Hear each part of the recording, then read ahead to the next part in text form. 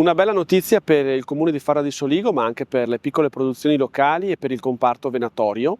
È proprio di ieri la notizia in cui siamo stati assegnatari di un contributo di 1,8 milioni su un progetto di 2,2 milioni che abbiamo presentato per la ristrutturazione e l'ammodernamento del mattatoio pubblico. Una grande soddisfazione perché sono diverso tempo che ci lavoriamo e questo contributo darà la possibilità di ammodernare questa struttura che si vedono i segni del tempo e che ha bisogno appunto di essere ammodernata, e quindi si andrà a intervenire con opere non solo strutturali ma anche con la sostituzione di macchine, andando così a garantire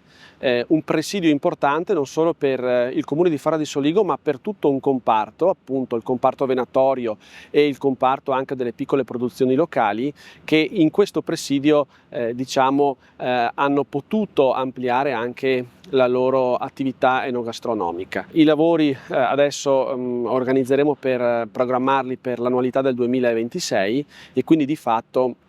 ci saranno appunto degli lavori di ammodernamento che vedranno appunto la ristrutturazione del mattatoio pubblico. Andrà e sarà potenziata anche la linea di macellazione dei suini e si andrà incontro anche a quella che sarà il potenziamento della linea per quanto riguarda i cinghiali, appunto anche per la questione della peste suina. Un importante contributo, 1,8 milioni,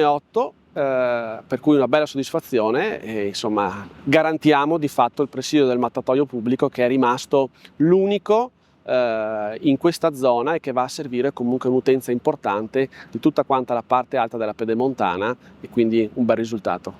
In particolare il progetto assume una valenza fondamentale nella prevenzione della peste suina africana, grazie appunto alla separazione e all'isolamento dei cinghiali dagli altri animali, all'adozione di protocolli di sanificazione rigorosi e all'introduzione di sistemi di tracciabilità avanzati. L'intervento appunto garantirà un monitoraggio costante e rigoroso della salute degli animali. Un grande ringraziamento lo faccio agli uffici comunali,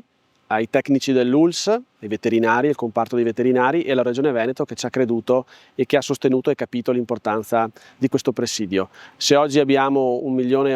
e riusciamo a iniziare dei lavori è perché sicuramente c'è stato un grande lavoro di squadra, e questo lo devo comunque riconoscere.